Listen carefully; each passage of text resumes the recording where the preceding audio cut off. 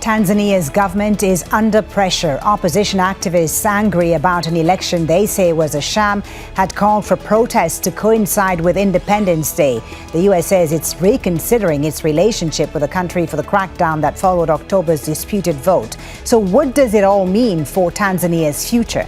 This is Inside Story.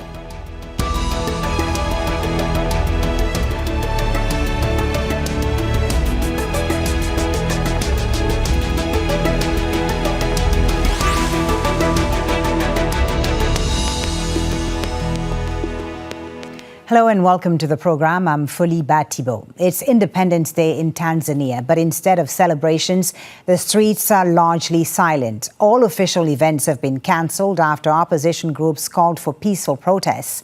The government says any demonstration will be considered an attempted coup. But many are still angry about October's disputed election that saw incumbent President Samia Suluhu Hassan re-elected with 98% of the vote, and the police crackdown that followed in which hundreds were killed, according to the opposition. The US announced last week it's reconsidering its relationship with Tanzania. So are opposition voices being heard in Tanzania? Will international pressure make a difference? And is the nation headed for further upheaval? We'll put those questions to our guests in just a moment. First, this report from Imogen Kimber. Independence Day in Tanzania is usually a time for celebration, marking when British colonial rule ended. But this year that's all been cancelled. The government encourages everyone who is not in essential services to spend the day resting at home, wishing you a joyful holiday. Local activists accuse the president of cancelling the event for political reasons. If Samia was able to garner 98% of the votes of Tanzanians, then definitely she would not cancel independence celebrations. And that actually is a testament to the fact that she knows she's not legitimate and she's just hanging in there. He's referring to the recent disputed presidential election in which incumbent President Samia Suluhu Hassan was declared winner. The result sparked mass protests and unrest, which led to a police crackdown. Hundreds of people were killed. The main opposition party says around 1,000, and many more arrested, but the government disputes that number. This continued absence of transparent information risks further eroding public trust and heightening tensions at a critical moment. We call for the immediate and unconditional release of all those arbitrarily detained. President Samia has set up a committee to investigate the violence, but the government denies accusations of excessive force by the police and says the protesters were attempting to overthrow the government. Activists had planned to use this Independence Day to protest against what they say is a years-long oppression. In April, opposition leader Tundu Lissu was imprisoned on charges of treason. Members of his party say many of them have gone into hiding. No one is safe, except those who support the government. But anyone who dares criticize Samia's regime or criticizes the way she conducts herself and the way she runs the government, none of us is safe. President Samia Suluhu Hassan's party has been in power since independence in the 1960s. According to rights groups, decades of structural repression worsened under President John Magufuli in 2015. Internationally, there has been condemnation of the killings during the post-election violence. The EU has begun reducing some aid to Tanzania, and the US has said it's reconsidering relations. President Samia responded with, "Who are you? They think they're still our masters, our colonizers, because of the little money they give us?" For many Tanzanians, this Independence Day is marred by tension and uncertainty. Imogen Kimber, Al Jazeera for Inside Story.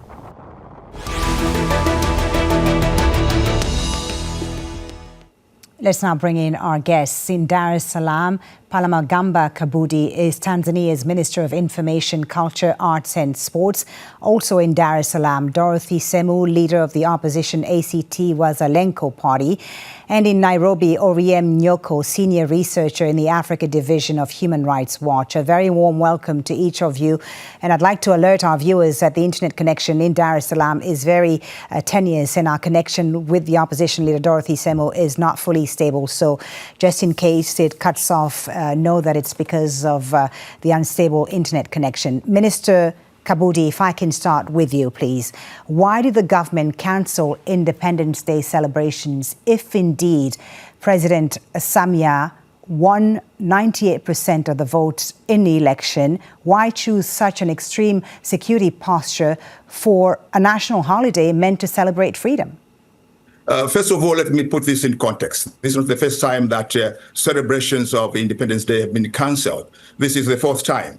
In 2015, it was cancelled. And the money which was supposed to be used for the independence celebration was sent to infrastructure development. So as it was announced by the Prime Minister, Dr. Mwigulu Nchemba, the Independence Day celebrations, which means the expenses that would have gone to the parades and other festivities, will also go now to the rehabilitation and the repair of the 27 bus stations of our rapid bus services from Kimara Juu down to Ubungo, which were vandalized and arsoned during the 29th October, which to us but Mr. was Kabudi, not expected. And Mr. Kabudi, if I can jump in, it's not just about the celebrations, so is it? I mean, the government also... This is the first time that this is...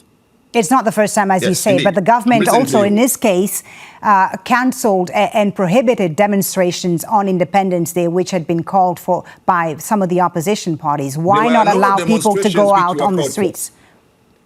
Yeah, there were no demonstrations which were called out. Under Article 17, Sub-Article 1 of the Constitution of Tanzania, demonstrations of freedom of assembly is allowed. But it is limited by Article 30, which limits any kind of freedom on demonstration or other freedom on matters of defense, public safety, public peace, public morality, and public health. Anyone who intends to stage a demonstration is supposed to give a written notification 48 hours before the demonstration taking place to any police officer in the nearby. Okay, and let me allow Ms. Semu to respond, no one please. had submitted a written notification to any nearby police station that they were intending. You're supposed to be Mr. Kabudi, let's allow Ms. Semu to respond, please. Not permission. Okay, and this happened. Mr. Kabudi, please, let me allow Ms. Semu to respond. Ms. Semu, please respond. Mr. Kabudi says no demonstrations were planned on Independence Day, and that's why the streets are quiet. What do you say to that? Dorothy Semu, can you hear me? Okay, we seem to have lost the connection with Dorothy Semu there in Dar es Salaam, the opposition leader. Let's come to you, Oriem Nyeko. What do you say to what Mr. Kabudi has just said there about the Independence Day celebrations being cancelled and about the government, he says, not denying any demonstrations to take place in Tanzania on the occasion of the Independence Day? What do you say? Well, I mean, I think it's clear that the demonstrations have been called for several weeks. This is a conversation that has been happening, particularly online, activists, political opposition, and a range of different people. I think it's important to emphasize that it isn't just the opposition in Tanzania that was calling for these protests to take place. So it is not true that they were not planned. I think it is something that has been in the works for a long time. And it's also clear that the authorities in Tanzania were eager to take steps to prevent them from taking place, which is why they've issued strong statements prohibiting the protests. And we found arresting people who they believe are responsible for organizing the protests.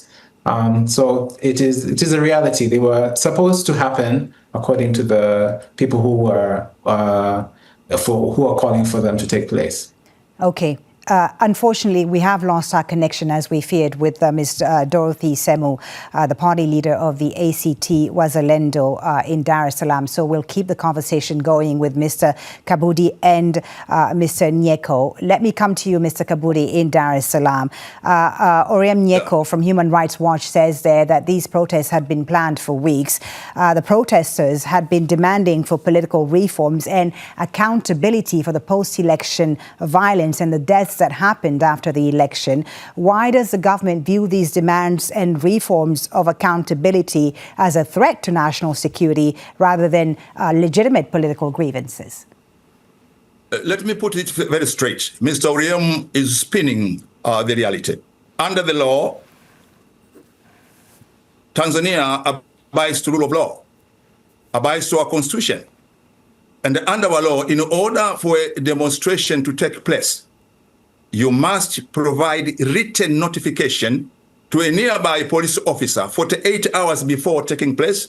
And then once you give that notification, you are free to demonstrate unless the police decides otherwise. And this is why, during the tenure of Dr. Samia Suluhu Hassan as president, Chadema women, Bawacha, the Chadema women movement, requested for a demonstration in Dar es Salaam to protest against the 19 special seats women who were in parliament, and Chadema, on behalf of Chadema, and Chadema did not want to recognize them.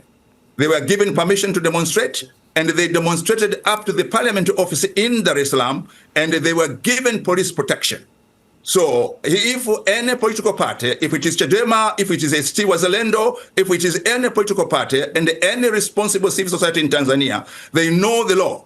Chapter 322 of our laws. If they had complied with the requirements of section 43, subsection 1 of the country, unless people want to say Tanzania is a banana republic and therefore it has no laws, anyone can wake up in the morning and do demonstration. So you both seem to disagree on the fact that these demonstrations were planned or not. Let me move the conversation forward now, Mr. Kabudi, if I can. The United Nations, Mr. Kabudi, has cited credible evidence of extrajudicial killings, disappearances and concealment of bodies in the wake of the violence that followed the re-election of President Samia. Is the government denying that such violence and such violations took place after the election? There's another reason saying denying, and there's another reason affirming. Let me say, if the government of Tanzania was denying that no such unfortunate and tragic episodes happened, it would not have formed the Commission of Inquiry. And the Commission of Inquiry is formed under the Commission of Inquiry, Chapter 23 of the laws of Tanzania. And let me tell you, this is not the first Commission of Inquiry which has been formed in Tanzania to investigate police killings. So now the president has formed the Commission of Inquiry. Mr. Kabudi, if I can, Mr. Kabudi, please. The causes of all what happened on the 29th. And Mr. Kabudi, who sits on this particular Commission of Inquiry and how can we trust its independence? The Commission of Inquiry is independent because it is formed under the law. It is a quasi-judicial body. And this is not the first time, I've told you, this is the 7th Commission of Inquiry in Tanzania. And in all the last 6 Commission of Inquiries, they were headed by judges and their recommendations were respected. Police officers who were found to have been culpable were taken to court. Some of them were acquitted. Some of them were convicted. But please, don't doubt the independence of our Commission of Inquiry. The chairperson of the Commission of Inquiry, retired Chief Justice Mohammed Chande Othman, is a person of international repute. He has been a UN prosecutor in East Timor. He has worked for the Human Rights Commission in Sudan, in Lebanon. He has been the chief of prosecutions of the International Criminal Tribunal for Rwanda. And in Tanzania, this is his 2nd Commission of Inquiry. Wait for the decision. And the Commission of Inquiry is going to invite anyone, including Mr. Oriem. He's free to bring evidence before the Commission of Inquiry. And I want to assure him, this is a Commission of Inquiry of independent people, professional, credible. They have worked internationally. Let's allow Oriem Nyeko to respond, please, Mr. Kabudi. And I'm sure Oriem Nyeko, your response. In this probe, and let us wait for the report of the Commission and the recommendations in order for us to judge whether it is independent or not. Oriem Nyeko, your response, please. Oriem Nyeko, your response to what Mr. Kabudi is saying there about this Commission of Inquiry and also about the post-election violence that followed the election of President Samia. What evidence is there that the United Nations has said that there's credible evidence of extrajudicial killings and disappearance? What evidence has Human Rights Watch been able to uncover? And on the independence of this Commission of Inquiry, what do you expect it to come out with? Well, I mean, I think to the the first question about the commission, one of the major concerns is about how it is constituted. There's little to no representation of Tanzanian civil society, as well as political opposition in that commission. And I think this was a missed opportunity to ensure that the commission was representative of the different viewpoints, and to ensure that it is able to gather as broad a range of information about what took place during that time. That said, I think it is an important opportunity for a truth to be uncovered, and I think that its work should be done impartially and will be critical. Its findings will be critical to Tanzania's future in terms of addressing the rights abuses that happened during the elections. In terms of the killings that have been reported in many spaces, including international media and other rights organizations such as Human Rights Watch and other groups, I think that it's clear that there were massive human rights violations during the elections. We ourselves have documented the killing of people who were not even participating in protests, in demonstrations, by police officers who used lethal force to disperse crowds. They shot into cafes and restaurants in some instances, and killed several individuals who were not even participating in any kind of violence. And I think that there's, from my assessment and from the continued research that we're doing, there appears to be a lot more cases of killings and disappearances, that the scale of which I think we probably will not know for a very long time. This is what makes the work of the Commission and other groups incredibly important. And I think it's very important that the Tanzanian government allows different actors to get involved and to be able to uncover the truth of what took place during this period, which unfortunately hasn't been the case so far. Okay. We have Ms. Dorothy Semu on the phone with us now. Dorothy Semu is a party leader of ACT Wazalendo. Ms. Semu, we apologize for the technical issues that you've been facing, of course, but we're happy to have you on the phone to react to some of what we've been hearing. Your party is one of the groups that has been calling for reforms in Tanzania. The government has said that opposition groups which are calling for demonstrations are attempting to, quote, overthrow the state. How do you respond to these accusations that your movement is trying to destabilize the country? Well, thank you, Al Jazeera, for having me. We are saying that people have the right to protest, and we know that the protests have been pertaining to having free, fair elections, and recently they want accountability of what transpired on October 29th. So it's time for government to look at the protests in a different eye, in a different way of building democracy, and as their mandate to direct how these protests should be done in an amicable and a way where citizens can call the government of the day to accountability and nothing else. The government says the protests are a cover for efforts to overthrow the regime. What do you respond to that? Well, nobody's sure about that, because we have not given chance for the protesters to come forward and say exactly what they're demanding for. This is just a way of evading accountability. It's just a way of, continuing with the impunity, the suppression of dissident voices. I think it's important also for the government to know that at the times we are at, where we have a lot of youth who have a lot of issues where they want to speak up, they want to be listened to, and to the current day of how the elections were conducted, I think they should take time to listen to them and hear from them. Instead of bringing up, giving up and bringing up fear, intimidation, and other tactics, so that to paint the protesters as people who want to destabilize the government, and see them as youth and people who want to give their grants to the government to talk what they feel is not going on well, and see how best we can come to make our country better, to make the situation better. Mr. Kabudi, your response. First of all, I would like to correct your statement. Nobody has said that actually today anyone wanted to overthrow the government. But the government has said that some groups, has the government not said that some groups want to... Please, I listened attentively. Do you know Swahili? Are you a good Swahili speaker? Kidogo. Are you a good Swahili speaker? Kidogo. You are Kidogo. Please take the statement by the Minister for Home Affairs in context. Because sometimes when you take things in context, then we give a different interpretation. Okay, what he was then stating, explain it to us. There's no one who had given a written notification for conduct a demonstration.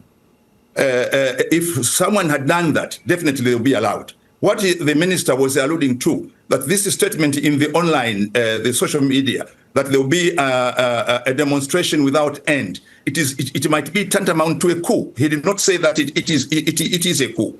But let me respond to my dear sister Dorothy. The government of Tanzania takes seriously concerns of the youth of Tanzania. And this is why Her Excellency Dr. Samia Suluhu Hassan, realizing that in the election manifesto of 2025, there's a whole chapter dealing with youth empowerment in Tanzania, in terms of skills development, in terms of giving them forum to be able to air their views, in terms of making sure that they're economically well off by having grants and loans, but also giving them a chance in the governance of the country. And she has gone further by now establishing a special ministry for youth development. And now we have a minister, a full minister, who is also a young and youth in this docket. But when it comes to all of this, under the election manifesto of CCM, and my dear sister Dorothy is aware, President Samia Suluhu Hassan has promised two things. One, in her first 100 days, he had promised to constitute a reconciliation commission, and which is going to be constituted immediately after the Commission of Inquiry presents its report. And it is in the Reconciliation Commission that it will be inclusive. It will involve people from political parties, from religious organizations, from civil society, from the youth, because that now will be reconciliation. But when it comes to Commission of Inquiry, Mr. Orium, this is a quasi-judicial body which is going to do judicial investigation, which means it is not normally representative. And thereafter, she had promised in the 100 days after being sworn in to kickstart again the Constitutional Review Commission. Let's give her a chance to respond to some of what you've had to say. Miss Dorothy Semu, can you just respond to what Mr. Kabudi said there about the Commission of Inquiry? How much faith do you have that it will actually lead to transparency, and that it will lead to truth about what happened after the election? We have said it loud and clear that we have no faith in the established Commission of Inquiry. We have rejected the established Commission of Inquiry.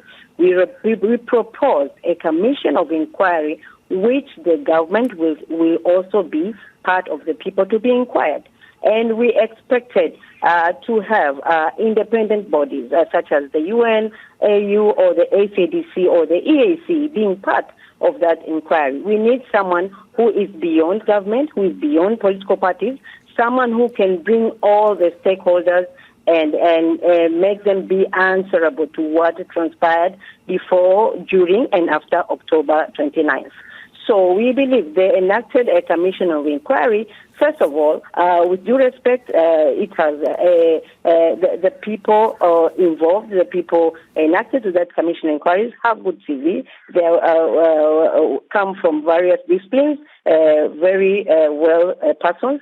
But at this particular issue, most of them were former government employees elected or by the CCM government, put in power by the CCM government. We even have an immediate former Minister for Defense who was supposed to be responsible to tell us what transpired on October 29th. He's part of the inquiry. So we need such people also to be among the people to be questioned, to explain what happened, what did they do right, what did they do wrong. So we want a free, impartial, with a free third party who will bring all the stakeholders into question. Mr.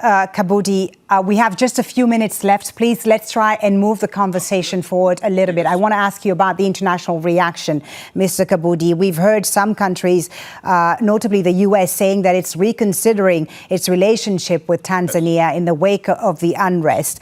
We heard President Samia, in fact, accuse Western countries of interference, but are partners wrong to raise concerns about killings and arrests? Are they wrong to raise those concerns?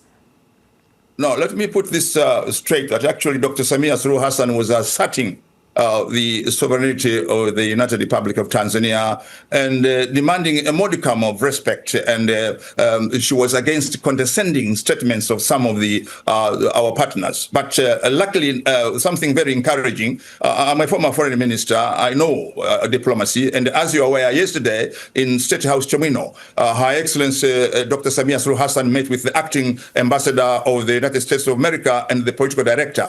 And they had a very good discussion there. And if you have read the report, the news item after the meeting, the United States of America has been assured of their economic interest in Tanzania. One of their companies is interested in mining nickel in Kabanga, which is nickel sulfide. But another company from America is involved in graphite in Mahenge. But also they're involved in a very big project, which once it starts is going to transform Tanzania. And this is the LNG project, which is a partnership between an American company and the Equinor of Norway. Let's allow the others to also give their reactions. Ms. Dorothy Semu, what concrete steps do you want the international community and Tanzania's partners to take at this stage? We want to have a meaningful, homebred democracy.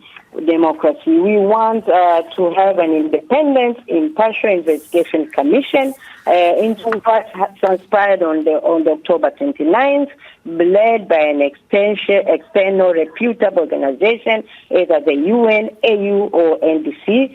We also want to start a national dialogue across all divides to ensure that we create a new constitution that enshrines true democracy. We want a people-powered government, we want a people-centered government, and we want to unite the country. We also feel that the president should come out, condemn the killings, ensure people that will have free and fair